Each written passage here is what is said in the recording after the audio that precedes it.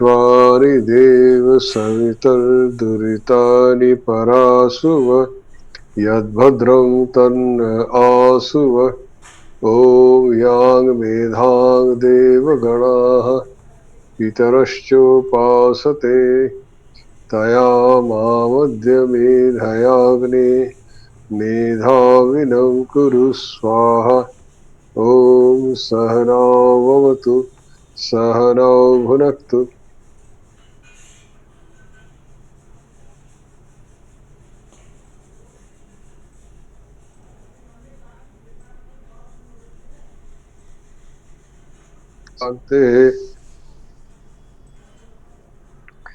आज हम लोग पुनः अपने विष्णु सहस्रनाम स्तोत्र के इस अध्ययन में जुड़ रहे हैं।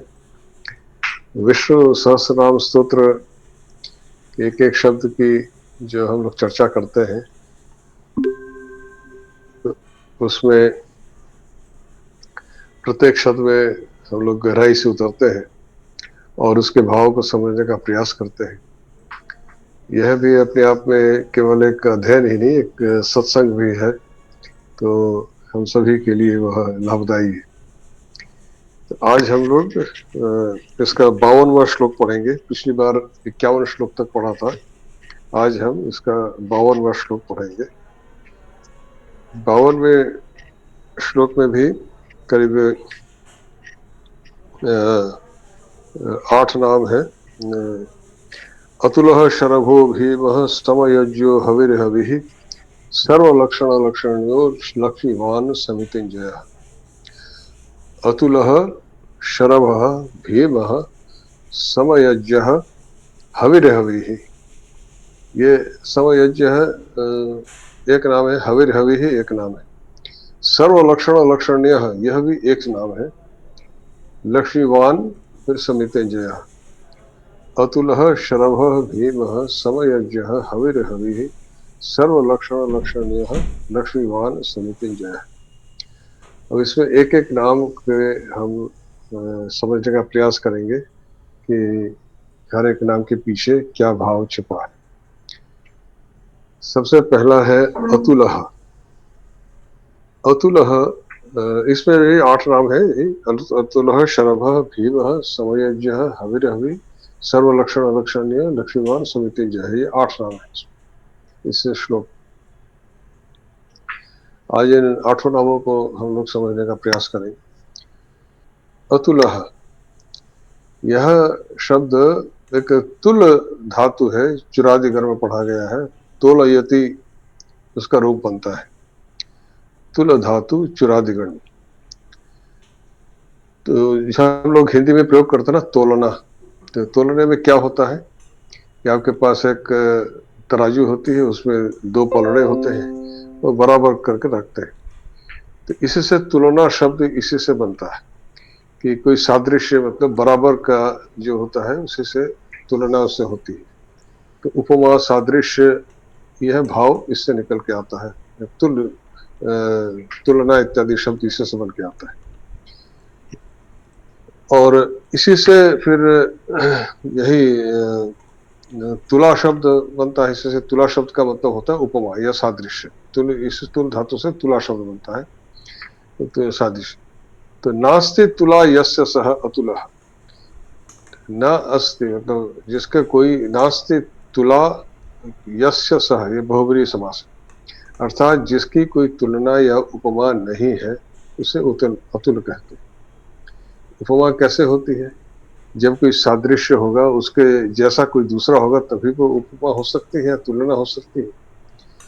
हम तुलना करते हैं किसी चीज की किसी वस्तु से, किसी सादृश्य दिखाते हैं, तभी उसके समान हम तुलना करते हैं। जिस सिंह सदृश पुरुष, सिंह कहते हैं ना कि सिंह जैसा पुरुष, तो तुलना हो रही है, उसकी उपमा दी जा रही है।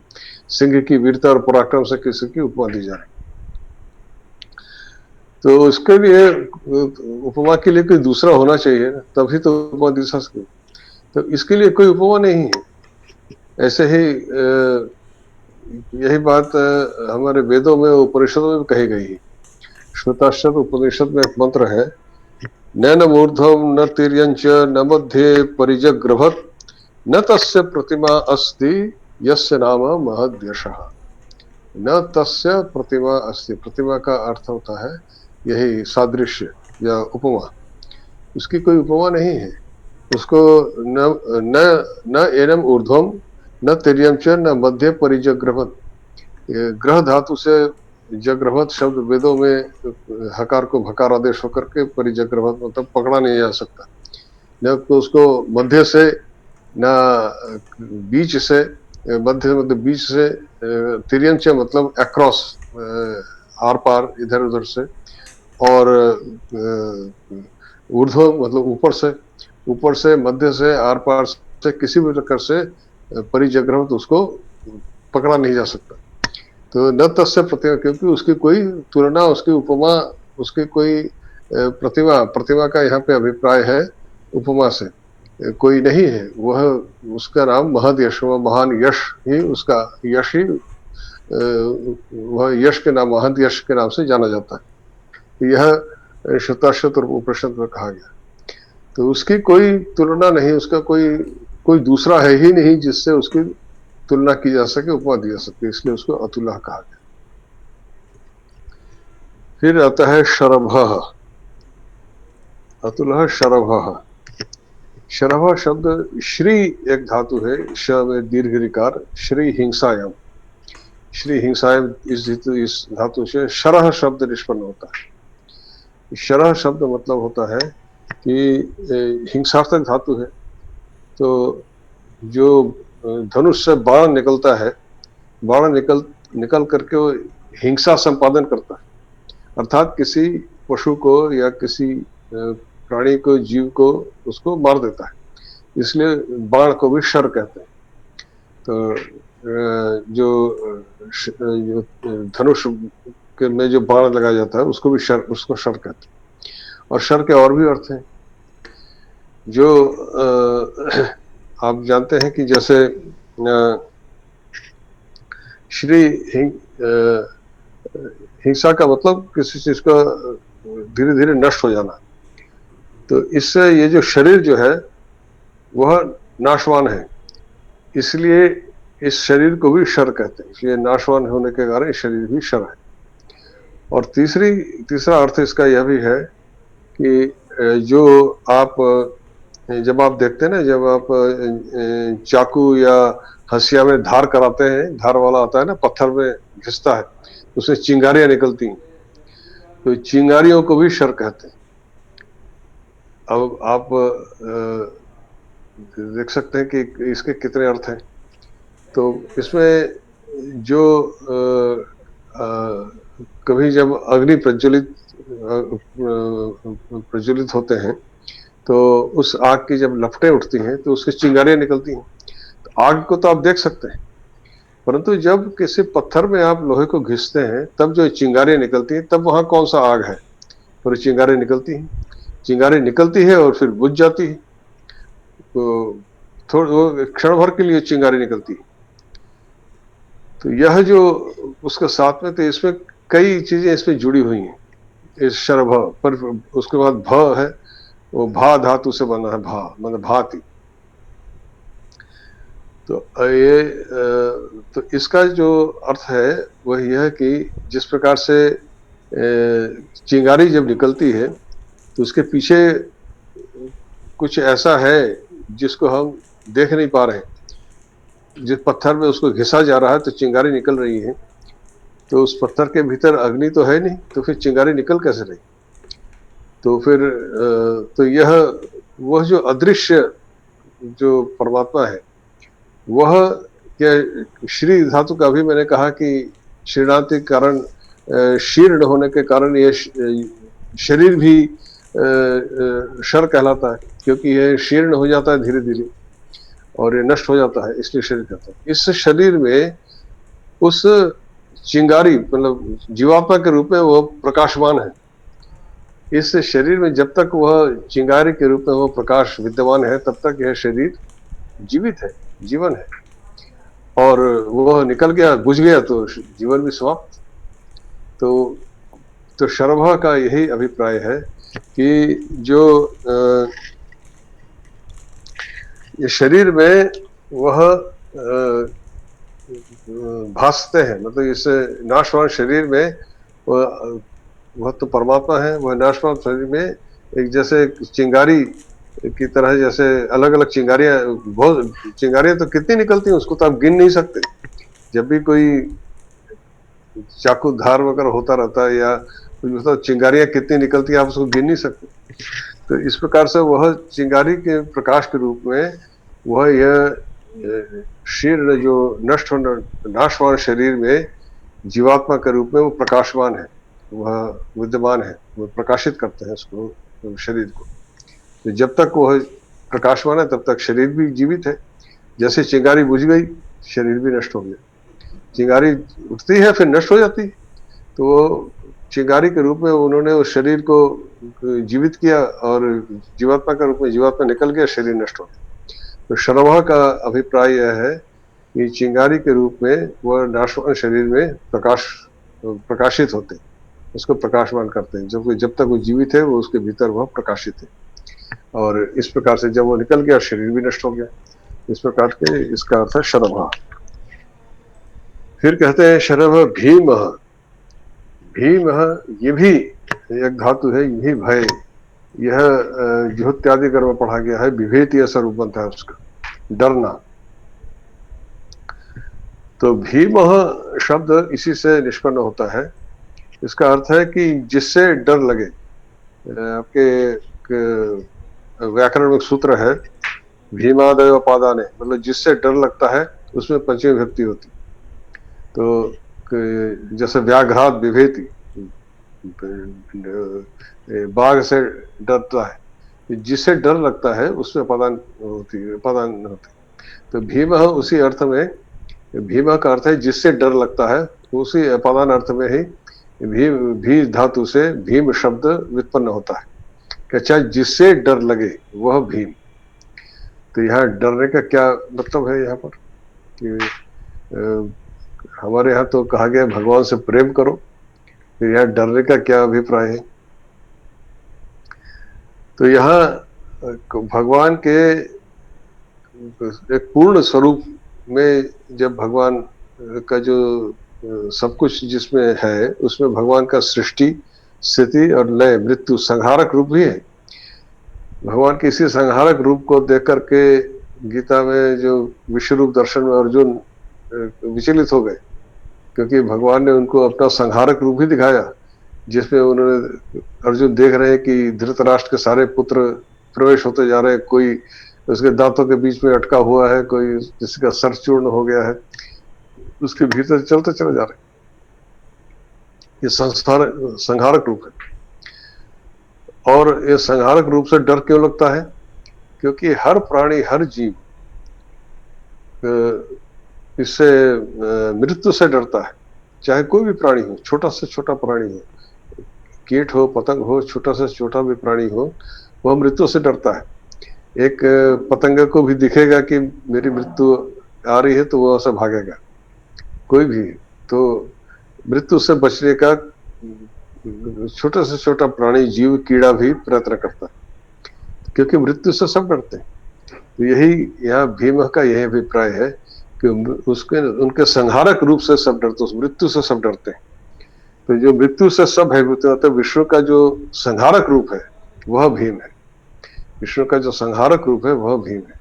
इसी रूप को देख करके अर्जुन भी भयभीत हो गए, अर्जुन भी विचलित हो गए। वो कह रहे हैं कि तुम्हारे संहारक रूप को संवरण करो, उसको संयत करो।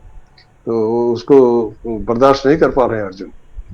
तो यह जो संहारक रूप है यही भीम है, अर्थात जिससे जिस मृत्यु रूपी उनके संहारक रूप से डर लगता है, इसलिए वो भीम कहलाते। यह भीम उनका नाम है। फिर समयज्ञ, समः, यहाँ पर समः मतलब होता है समान, समान। और ईण गतो एक धातु है, एति इसका रूप बनता है, एति मतलब चलना जाना। तो उसी से अयह शब्द बनता है, गमनम। सम प्लस अयह मिलकर के समयः शब्द बना। समय शब्द से आप परिचित हैं, तो मतलब जो समान रूप से चलता है। समय कोई धीमे और तेज नहीं होता, वो हमारी अनुभूति होती है। जब हम कहते हैं अरे समय, टाइम बड़ी जल्दी कट गया, हम कहते हैं ना, तो टाइम जल्दी नहीं कटा, टाइम तो अपने तरीके से ही कटा। आपको लगा कि जल्दी कट गया क्योंकि आप का मन कहीं लगा हुआ था, आप उसमें आपको किसी कार्य में आनंद आ रहा था, तो जैसे ही समाप्त हो आपको लगा रहे बड़ी जल्दी समाप्त हो गया। तो समय तो अपने तरीके से चलेगा। 24 घंटे का जो यह समय है वह न कम हो सकता है न ज्यादा हो सकता है, वो बिल्कुल निर्धारित है। जो भी इस समय के अनुसार होगा कि जब सूर्य का उदय होगा, कब अस्त होगा, वह सब निर्धारित समय है। कितने कितने देर तक हमें सूर्य का प्रकाश मिलेगा, दिन का समय, रात्रि का समय, सब निर्धारित। तो वह एक ही तरीके से समान रूप से उसकी गति होती है, इसलिए समय यह। और यह ज्या धातु से यह, इस समय को जानने वाला समय यज्ञ, समय यज्ञ, इसके दो अर्थ हैं, अभी दूसरा अर्थ लेंगे। तो समय को जानने वाला, तो ये समय को जानने वाला क्या है? हम तो जो अपने सामने कार्य है तो उतना ही जानते हैं, आगे क्या होने वाला है उसको हम नहीं जानते। पर वह, यह सृष्टि कब आरंभ हुई, कितनी देर इसकी स्थिति रहेगी और कब यह समाप्त होगा, इसको जानने वाला केवल वही है। केवल भगवान विष्णु ही इस बात को जानते हैं कि सृष्टि कब आरंभ हुई, कब तक इसको स्थिर रहना है, कब इसका संहार होना है। केवल उसको जानने वाले वे ही हैं और कोई उसको जान नहीं सकता। इसलिए समय यह, उस समय को जानने वाला उसको समय यह कहते हैं। यह एक अर्थ है। दूसरा, सम और यज्ञ इन दो शब्दों से मिलकर बना है। तो ये जो है सम यज्ञ का मतलब होता है पूजा। पूजा, यज्ञ धातु से यज्ञ बनता है पूजन अर्थ में। तो सभी भूतों में, सर्वभूत में, सब चीज में समान भाव, समभाव रखना ही उनकी पूजा है, उनका यज्ञ है। यह दूसरा अर्थ है कि सर्वभूतों में समान भाव रखना ही उनकी पूजा है और इसलिए उनको समयज्ञ कहलाता है। तो प्रहलाद, जो विष्णु पुराण में आता है कि समत्वम आराधनम अच्युतस्य, समत्वम आराधनम अच्युतस्य, यह विष्णु पुराण में प्रहलाद कहते हैं।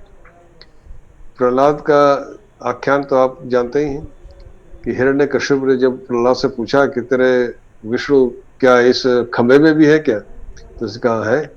उसने खंबे में लात मारी, उसमें से नरसिंह रूप में आ गए। अर्थात खंभा जो बिल्कुल हमें जड़ वस्तु समझते हैं उसमें भी वो है।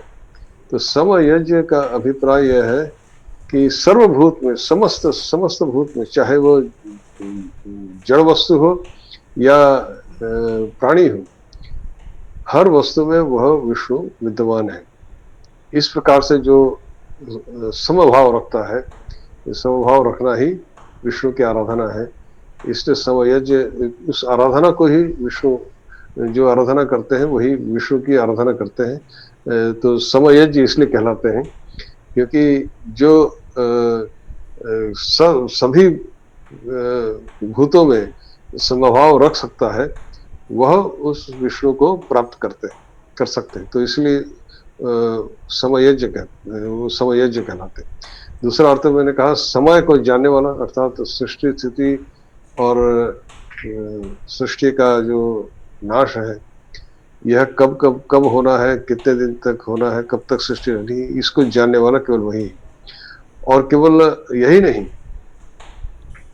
समय के विषय में आप देखते हैं संसार में, लोक में, कि जैसे मैंने अभी कहा सूर्योदय होना, सूर्यास्त होना, फिर ऋतुओं का आना जाना, ग्रीष्म ऋतु के बाद वर्षा ऋतु, फिर शरद ऋतु, फिर आपके शीत, इस प्रकार से ऋतुओं का जो चक्र है आना जाना, वो भी अपने समय से होता है। प्रत्येक वृक्ष अपने समय पर ही फल देता है, समय से पहले कुछ नहीं होता। हम लोग कहते हैं समय से पहले कुछ नहीं होगा, तो समय आने पर ही कुछ होता है। कोई भी कार्य आप किसी भी वृक्ष को या पौधों को कितना भी खाद दे दो, पानी दे दो, कुछ दे दो, वह फल प्रदान करेगा समय आने पर ही। जब उसका समय होगा तभी फल देगा। इस समय को जानने वाला कौन है? इसको केवल वही जानता है कि किस चीज का कौन सा समय है, कब कौन सा देगा। आम के फल आपको ग्रीष्म ऋतु भी प्राप्त होते हैं। जाड़ों में तो आम का वृक्ष फल नहीं देता। वो उसका एक समय है कि आम और जामुन के फल आपको कौन से ऋतु में मिलेंगे। आम और जामुन के फल आपको जाड़ों में नहीं मिल सकते पेड़ों में, भले आप फ्रिज में रख लें, वो बात अलग है। कोल्ड स्टोरेज में रख करके आजकल तो हर चीज मिल जाती, पर वृक्ष फल नहीं प्रदान कर सकता। वृक्ष को वह ऋतु चाहिए जिसमें वह फल प्रदान करे। ऐसे ही हर वस्तु के लिए, कोई भी वस्तु अपने समय पर ही फल प्रदान करती है। जो भी हम कर्म करते हैं वो भी अपने समय पर फल प्रदान करते हैं। तो उस समय को जानने वाला केवल वही है कि कौन सा कर्म, कौन सा फल कब प्रदान होगा, कैसे होगा। यह सब जो सृष्टि का कार्य चल रहा है, उस समय अपनी गति से चल रहा है, वह उसमें कोई परिवर्तन नहीं। वो एक गति, समान गति से चल रहा है। समय सम अय, मतलब अय का मतलब गमनम, समान गति से वो चल रहा है। उसमें कुछ ढिलम ढाल नहीं कि जल्दी आ गया, पहले आ गया, इस कुछ नहीं। वो अपने समय पर ही चल रहा है। तो जितना समय 24 घंटे जो है, घंटे में 60 मिनट है, वो उतना ही समय लगता है। उसमें कोई वो जल्दी या देर नहीं है, ये समझ। फिर हविर हवि है। हु धातु एक है जिससे हवन इत्यादि शब्द बनते हैं। हु जुहोती, जुहोत आदि कर्म पढ़ा गया, जुहोती ऐसा उसका रूप बनता है, हु धातु। तो इससे हवि शब्द इससे बनता है। हवि का अर्थ है कि होम योग्य वस्तु, अर्थात जो होम करते हैं ना, उसमें जो आप आहुति देते हैं उसको हवि कहते हैं। जैसे घी इत्यादि देते हैं ना, तो यज्ञ में जो घी आप डालते हैं उसको हवि कहते हैं। यज्ञ में हवि, तो हवि हु धातु से हवि है, हवि शब्द बनता है। अर्थात होम योग्य वस्तु जिसको आप यज्ञ में प्रदान करते हैं, आहुति देते हैं, उसको हवि कहते हैं। उसमें मुख्य रूप से जो घी इत्यादि देते हैं उसको ही प्रकारांतर से हवि कहा जाता है। यज्ञ में जानने वाले घी को हवि कहते हैं। और दूसरा शब्द है हरि धातु, हरण, जिससे हरति बनता है, हरण करना। हरण शब्द से हम अक्सर, हमारे मन में जो धारणाएं बनती हैं कि किसी को हरण कर ले जाना, जैसे अर्जुन ने सुभद्रा का हरण कर ली। पर हरण का अर्थ है ले जाना, किसी चीज को ले जाना। तो यह जो यहाँ पर अर्थ है कि वह है कि हवि, यज्ञ में जो हवि प्रदान किया जाता है उसको वो ले लेते हैं, हरण कर लेते हैं, मतलब उसको ले लेते हैं। तो हविर्भाग, यज्ञेषु हविर्भागम हरति इति हविर्हरि, यज्ञेषु हविर्भागम हरति, मतलब यज्ञों में जो हवि वाला भाग है उसको वो हरण कर लेते हैं। यज्ञेषु हविर्भागम हरति इति हविर्हरि। तो हवि का आपने जाना क्या अर्थ हुआ कि हु धातु से हवि शब्द बना कि जो होम योग्य वस्तु, और हरि मतलब जो हरण कर लेते। तो हरि नाम भगवान विष्णु का इसलिए भी है, हम हरिओम कहते हैं ना, हरि हरिओम तत्सत। तो हरि नाम विष्णु का भी है कि वह मनुष्य के सब पापों को हरण कर लेता है, ले लेता है, तो इसलिए भी उनको हरि कहते हैं। तो यह इसका है। तो यह हवि द्वारा हवन किए जाते हैं, इसलिए हवि है। स्मरण मात्र से मनुष्य के पाप को हरण कर लेते हैं, इसलिए हरि कहलाते हैं। ये इनके पाप को हरण करके संसार बंधन को हर लेते हैं, मतलब पापों को हर लेते हैं तो संसार बंधन से मुक्त कर देते हैं, इसलिए वो हरि कहलाते हैं, उनके बंधनों को हर लेते हैं। तो यह हरि एक नाम है। तो यहाँ पर हविर हवि इसलिए कहा कि यज्ञ में जो हम हवि के रूप में उनको जो भी प्रदान करते हैं उसको हरण करने वाले, उसको ले लेने वाले, उसको ग्रहण कर लेते हैं। फिर सर्व लक्षण लक्षणीय, यह एक बड़ा शब्द है, सर्व लक्षण लक्षणीय। इसको भी समझने का प्रयास करते हैं कि सर्व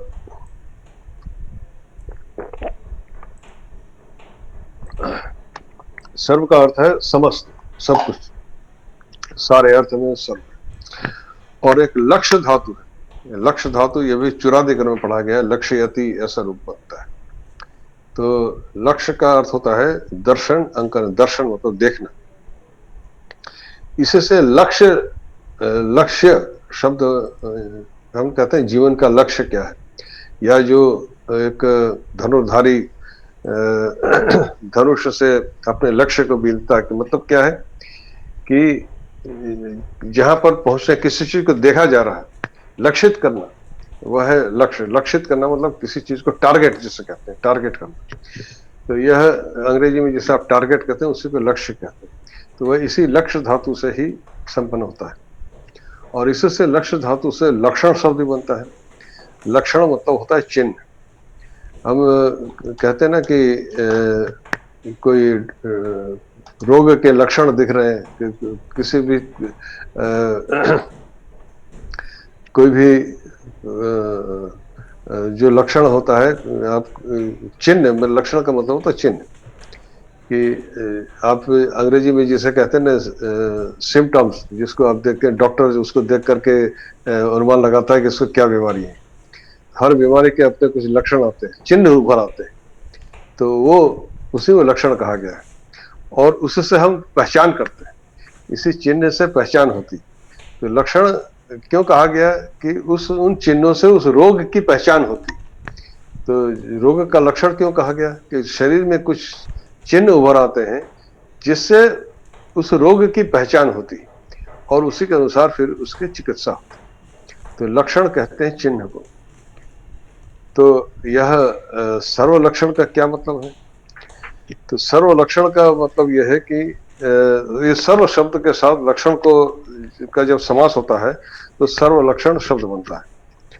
और इससे अभिप्राय क्या हुआ इसका कि तो लक्षण का मतलब है जिसके द्वारा, जिस चिन्ह के द्वारा जाना जाता है वो लक्षण है। तो सर्व लक्षण कि जिसमें सब चीज में उनका लक्षण दिख रहा है। ये जो जगत में जो कुछ भी है, जैसे मैंने बताया ना कि जो चिन्ह, शरीर में जो चिन्ह उभरते हैं उससे वैद्य जो है वह रोगों को चिन्हित करता है, रोगों को पहचानता है, जो लक्षणों से उभर के आता है। तो इस जगत में जो कुछ भी हमें दिख रहा है वो उसके लक्षण है, मतलब वो उन्हीं का चिन्ह है। जो भी प्राणी दिख रहे हैं, जो भी वस्तु दिख रहे हैं, सूर्य, चंद्र, आकाश, यह ग्रह, नक्षत्र, पृथ्वी, जो भी हमें दिख रहा है सामने, ये सब उसी को लक्षित कर रहे हैं, उन्हीं के वो दिख रहे हैं कि कोई है उसके पीछे जो ये उभर के आ रहे चीज। कोई रोग होगा तभी तो चिन्ह उभरेंगे, तो वहां कोई है उसके पीछे, तभी ये सब उभर के आ रहा है। तो उसके ये सब उसके लक्षण है, उसके चिन्ह है। तो वही स्वरूप है जो चिन्ह के रूप में उभरे। सर्व लक्षण, तो सर्व लक्षण, ये जो सब कुछ जो कुछ भी है दिख रहा है हमको, ये सब कुछ उसके लक्षण है, उसके चिन्ह है, उसकी पहचान है, उसको पहचान रहे हैं उससे। और लक्षण यह, इसी लक्षण शब्द में फिर एक यत् प्रत्यय होता है, उसको जोड़कर के लक्षण ये शब्द होता है। मतलब कि जगत के अंतर्गत सभी पदार्थ उसके चिन्ह रूप है और इन सभी चिन्हों के द्वारा वही लक्षित होता है, बोधित होता है। तो लक्षण क्या मतलब होता है कि जिसके द्वारा पहचानने योग्य, मतलब लक्षणीय। यह लक्षण शब्द से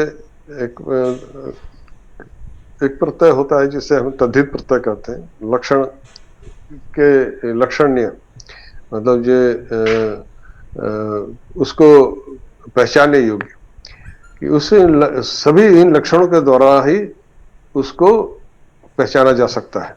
तो वह बोधित होता है, चिन्हों के द्वारा वही लक्षित होता है। लक्षण्य के मतलब इन सभी जो भी सर्व समस्त जगत में जो कुछ भी हमें दिख रहा है वह उन्हीं के चिन्ह रूप है, और वो चिन्ह किसको लक्षित कर रहे हैं? उसी को लक्षित कर रहे हैं। इससे लक्षण्य का शब्द का अर्थ यही है, ये सारे जो लक्षण हैं वह उसी भगवान को, उसी विष्णु को लक्षित कर रहे हैं, अर्थात वो उन्हीं के केंद्र में वही है जहां से ये सब लक्षण उभर के आ रहे हैं, जहां से वही केंद्र उसी को लक्षित कर रहे हैं। तो सर्व लक्षण लक्षण्य, इन लक्षणों के द्वारा उन्हीं की पहचान हो रही है।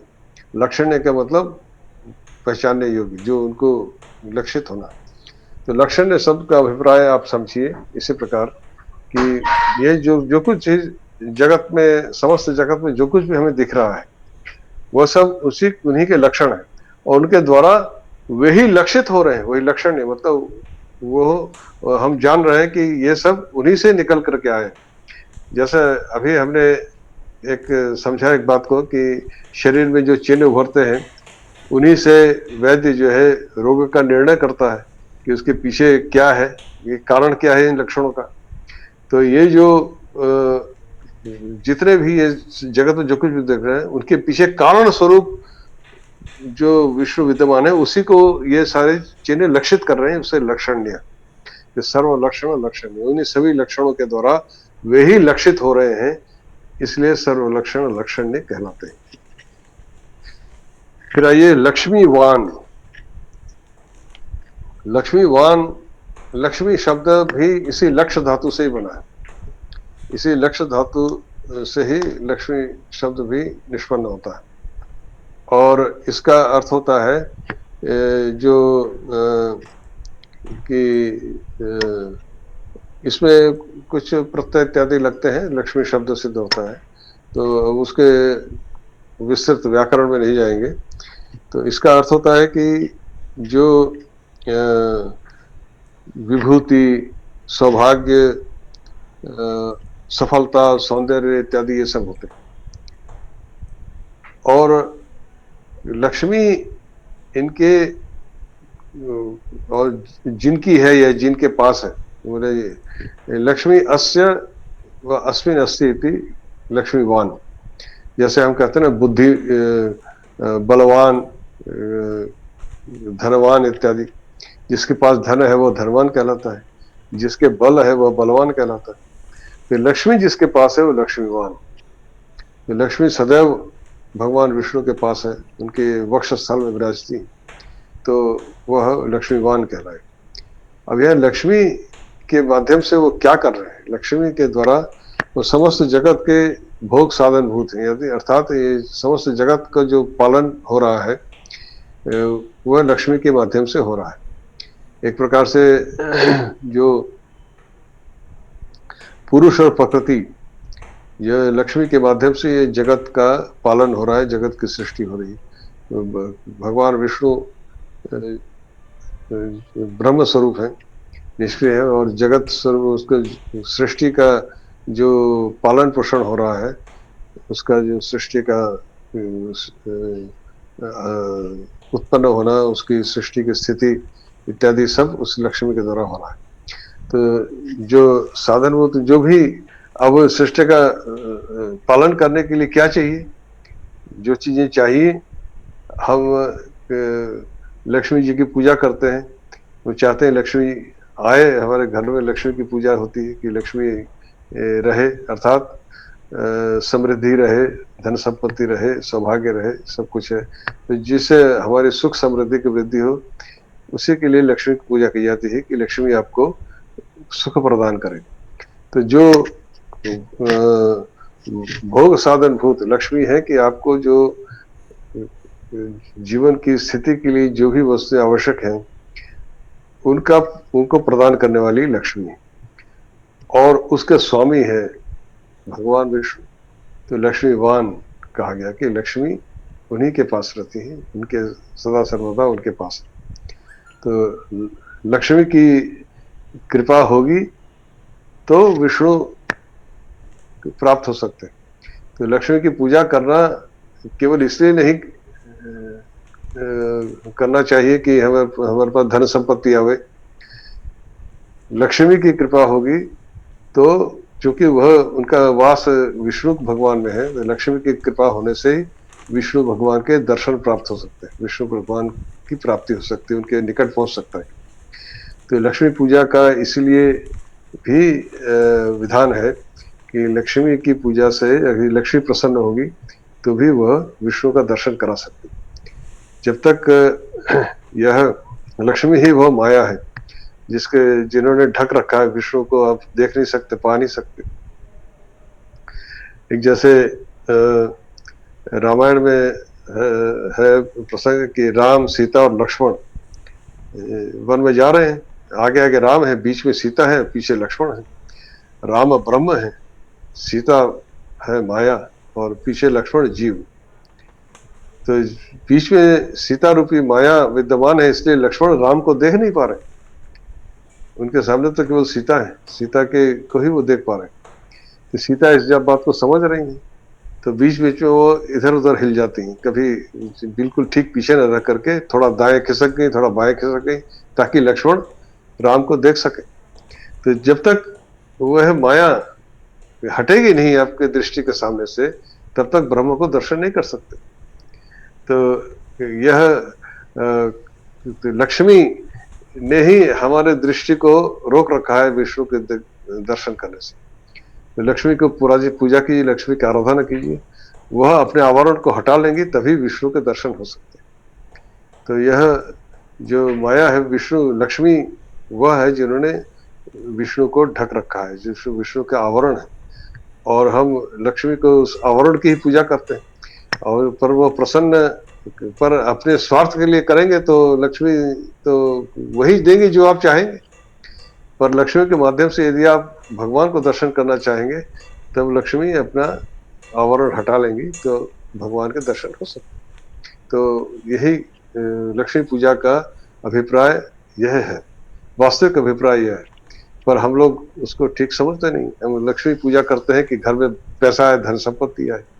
लक्ष्मी पूजा इसलिए करना चाहिए ताकि वह हमें विष्णु के दर्शन करा दे, उनकी कृपा होगी तभी विष्णु के दर्शन हो सकते हैं। यह है लक्ष्मी माँ। अब समितिंजयः, समितिंजयः इसका इस श्लोक में अंतिम है। इसमें भी सम एक शब्द है और इड़गतो धातु से ये समिति शब्द बना है, इति। इनमें 3 प्रत्यय करने से इति बनता है और उसमें सम जोड़ने का समिति। इस समिति शब्द का भी कई अर्थ है। एक समिति शब्द का अर्थ होता है समूह, जैसे आप कहते हैं ना कि एसोसिएशन, जैसे कहते हैं समिति में सभा, समिति, तो सभा को भी समिति कहते हैं। कई लोग इकट्ठा होकर के कुछ कार्य कर रहे हैं, ये उसको सभा कहते हैं, ठीक है। तो वह समिति होती। और जब इस प्रकार से समिति का जो अभिप्राय है कि जब कोई सभा करते रहते हैं तो उसको समिति कहते हैं। दूसरा समिति का अर्थ है युद्ध या संग्राम, और फिर उसका साथ तो ये भी अर्थ है। तो यहाँ पर अर्थ युद्ध से है, संग्राम से। और दूसरा साथ में दूसरा धातु है जी धातु, जी जय, मतलब जो जी जय का मतलब है कि उत्कर्ष प्राप्त, किसी को पराभूत कर देना। तो समितिंजय का अर्थ होता है कि युद्ध को जीत लेना। ये समितिंजय शब्द गीता में भी आया है। गीता के पहले अध्याय का 8वां श्लोक है। भगवान भीष्मश्च कर्णश्च कृपश्च समितिंजयः अश्वत्थामा विकर्णश्च सौमदत्तिर्जयद्रथः। जब दुर्योधन इनको द्रोणाचार्य को अपने पक्ष के वीरों की बता रहे हैं, तो कृपश्च समितिंजय मतलब युद्ध को जीतने वाला। अब भगवान अब युद्ध को जीतने के लिए कोई भी युद्ध होता है उसमें एक प्रतिद्वंदी होता है, तभी तो युद्ध होगा। 2 पहलवान लड़ते हैं तो बराबर के पहलवान से लड़ा जाता है। आप देखते हैं ना ओलंपिक में होता है ना, light weight, middle weight, heavy weight. तो जो बराबर का पहलवान है बराबर के पहलवान अपने बराबर के पहलवान से ही प्रतिद्वंदिता करता है। हेवी वेट का पहलवान लाइट वेट के पहलवान से कुश्ती नहीं लड़ेगा, वो अपने बराबर के उससे ही लड़ेगा। तो बराबर की प्रतिद्वंदिता होनी चाहिए, तभी प्रतिद्वंदिता होती है। अब भगवान का प्रतिद्वंदी कौन है? वहां तो कोई है ही नहीं दूसरा। तो समितिंजय है क्यों कहा? युद्ध तो तभी होगा ना जब कोई प्रतिद्वंदी होगा, कोई लड़ने के लिए दूसरा होगा सामने, तभी तो उनको हराएंगे और उनके युद्ध करेंगे, उसको हरा के जीतेंगे। तो यहाँ क्या जीत रहे हैं? तो यहाँ पर अभिप्राय यही है कि भगवान के समान बल वाला कोई दूसरा नहीं है, कोई दूसरा अस्तित्व नहीं है। तो समितिंजय का अस्तित्व न होने के कारण प्रतिद्वंदी का अभाव ही इसमें लक्षित हो रहा। समितिंजय कहने का अभिप्राय यह है कि उनका कोई प्रतिद्वंदी नहीं है, वह अकेले ही है। कोई प्रतिद्वंदी, कोई दूसरा होगा तभी तो प्रतिद्वंदिता होगी, कोई दूसरा है ही नहीं। तो प्रतिद्वंदी का अभाव ही इस शब्द से लक्षित हो रहा है कि समितिंजय है। कि कोई युद्ध करने के लिए तभी होता है जब कोई दूसरा होता है, कोई दूसरा तो है ही नहीं। कोई दूसरा न होने का अभिप्राय है कि वही सर्वत्र व्याप्त है, सब जगह है। तो अभिप्राय अर्थ निकल के वही आता है। जो भी हम शब्दों को गहराई में जाते हैं तो पाते हैं कि यही निकल के आता है कि वह एक है, अद्वितीय है, उनके जैसा कोई दूसरा नहीं है। उनकी न तो उपमा हो सकती है, जैसे हमने सबसे पहले उसमें पढ़ा था अतुलह, कि उनकी कोई उपमा नहीं हो सकती। एक बार इसको और देख लेते हैं। अतुलह शरभो भीमः समयज्यो हविर्हविः सर्व लक्षण लक्षणो लक्ष्मीवान समितिंजयः। तो अतुलह का अभिप्राय क्या है? जिसकी कोई उपमा नहीं हो सकती, जिसका कोई तुलना नहीं है। तो कोई तुलना तभी होगी ना, कोई दूसरा होगा। तो ये देखिए, यहाँ पर वही बात आ जा रही है कि उसके समान कोई दूसरा नहीं है। अतुलह, उसके किसी से तुलना नहीं हो सकती। और समितिंजय है यही कह रहा है कि उसके कोई प्रतिद्वंदी नहीं, प्रतिद्वंदी का अभाव, अर्थात उसके जैसा कोई दूसरा नहीं, उसके जैसा बलवान कोई दूसरा नहीं, वह एक अकेला ही है। तो इसका कोई सामंजस्य, इसका कोई उपमा या जो उसके कोई सादृश्य, कि किसी चीज को बता करके बता सकें कि हम सादृश्यता दिखाते हैं ना कि ये ऐसा है। जो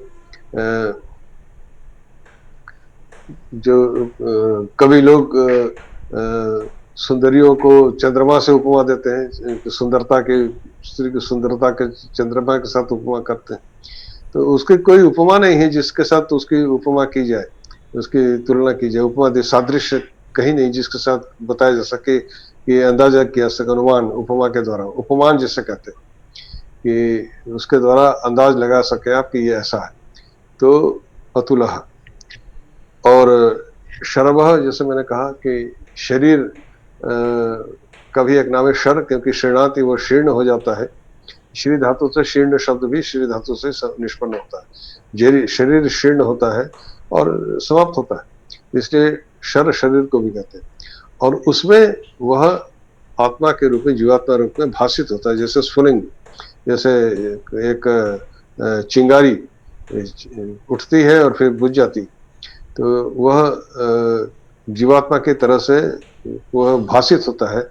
और वह शरीर तब तक जीवित है जब तक वह चिंगारी रूप जीवात्मा उसके भीतर है, और वह जैसे निकल गया शरीर भी समाप्त हो। तो शरभः का यही अभिप्राय है कि वह चिंगारी के रूप में, जीवात्मा के रूप में शरीर में विद्यमान है, भाषित हो रहा है। तो ये समझ लीजिए कि शरभः का अभिप्राय यह है कि जितने भी प्राणी दिख रहे हैं, जीवित प्राणी, जितने प्राणी, तो जैसे कोई अग्नि प्रज्वलित है, उसमें से चिंगारें निकल रही हैं, तो वह उसी में से वह निकल रहे हैं। चाहे पत्थर को घिसे, उसमें से पत्थर में लोहा घिसने पर चिंगारी निकलती, तो उसमें कुछ है पदार्थ जिससे चिंगारी निकल रही। तो वह जो मूल तत्व है, वह चिंगारी वहीं से निकल रही, उसकी तरह वो इंगित कर रहा है कि वह, अगर वह अग्नि नहीं है तो चिंगारी भी नहीं हो सकती। चिंगारी तभी उठेगी ना जब अग्नि होगी, अग्नि होंगे तभी तो चिंगारी निकलेगी। तो यह जो जीवात्माएं हैं, जो इतने लाखों करोड़ों करोड़ों जीव हैं, जीवात्माएं कहाँ से आए?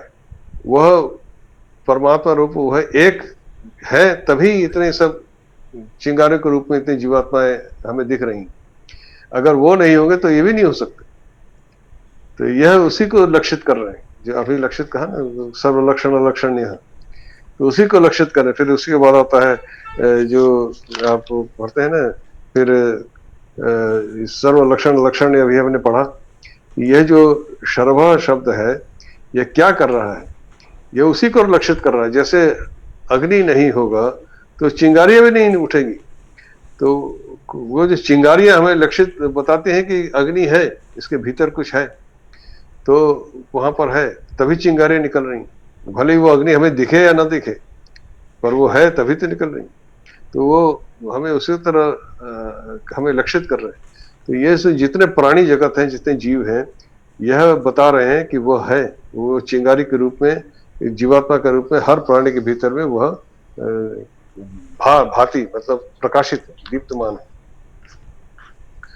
फिर जो कहते हैं भीम, भीम का अर्थ अभी हमने कहा कि जिससे डर लगे, तो उनके जो संहारक रूप है, उससे भीम का यहाँ पर अभिप्राय उनके संहारक रूप से, उन मृत्यु ही उनका संहारक रूप है, और मृत्यु से हर प्राणी डरता है। तो उसी उनके मृत्यु से डरने का ही यहाँ पे भीम अर्थात मृत्यु रूपी उनके संहारक रूप को यहाँ लक्षित किया गया है।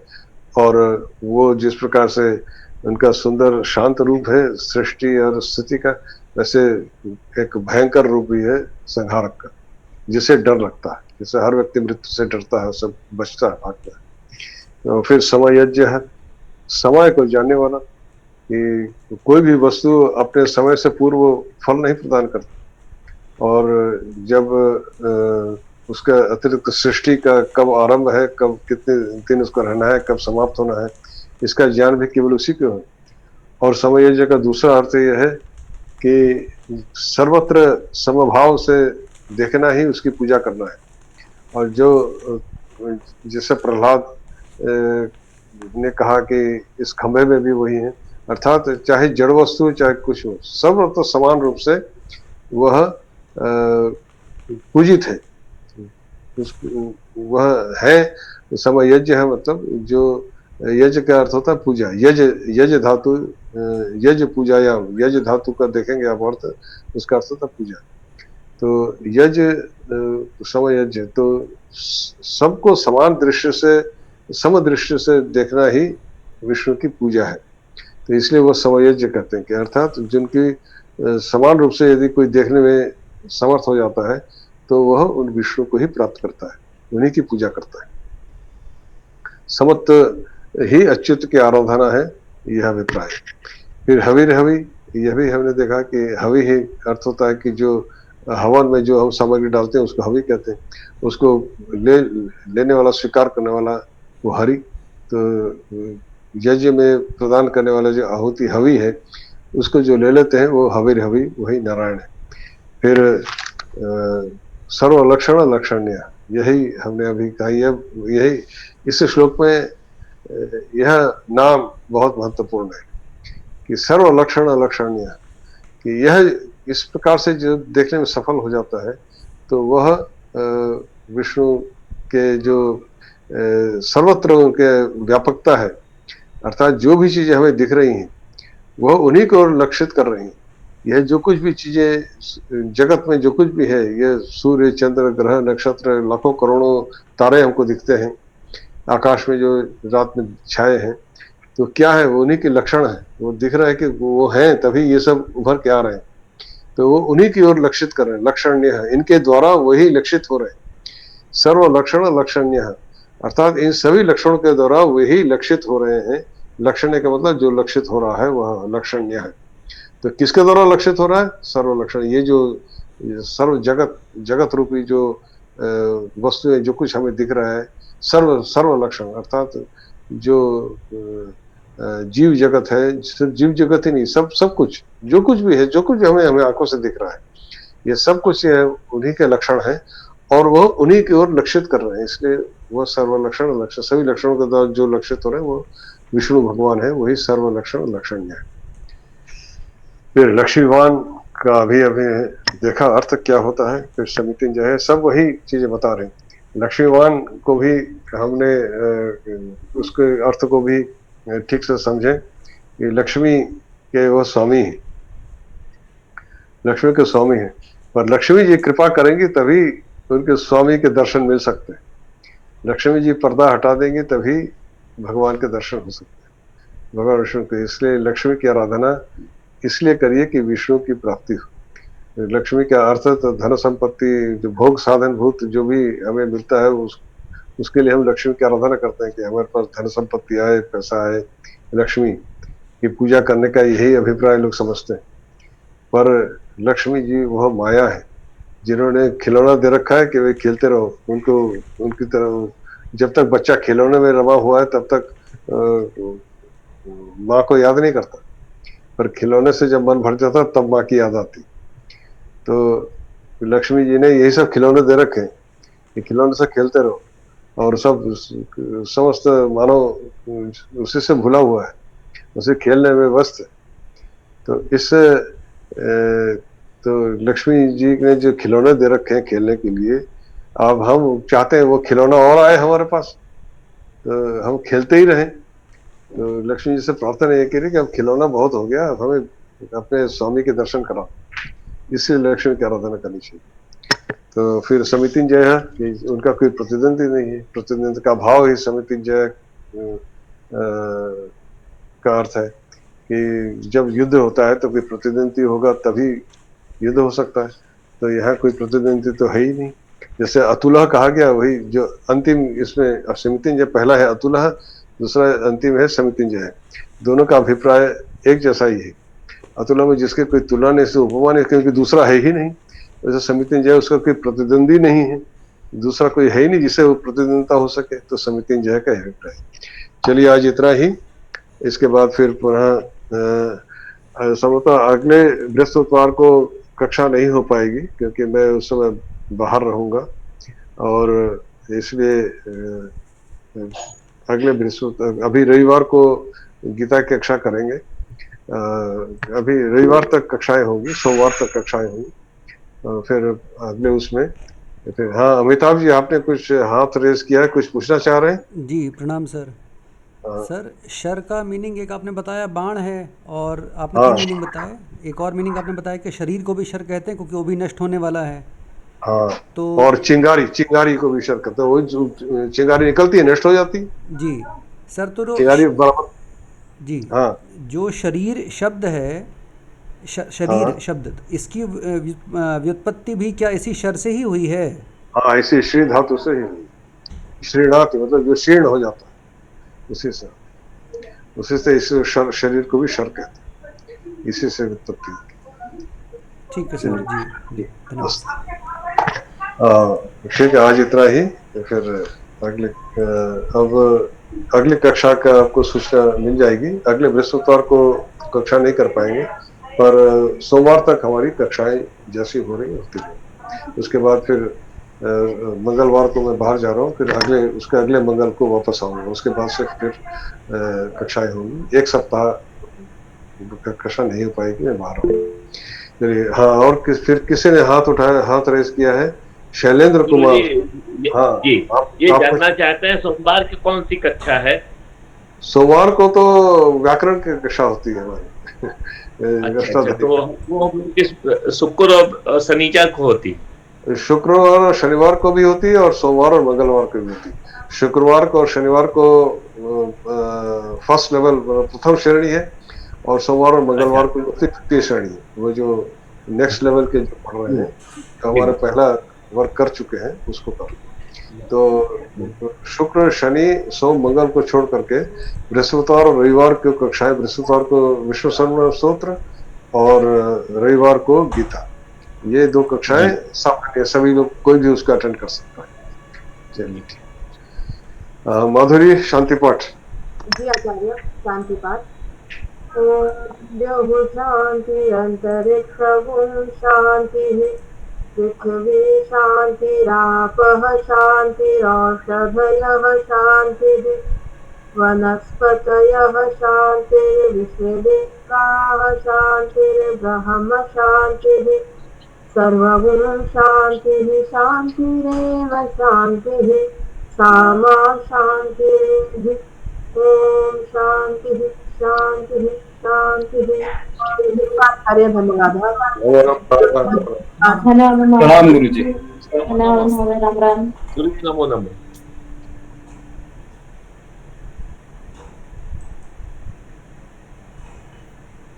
नमो नमो।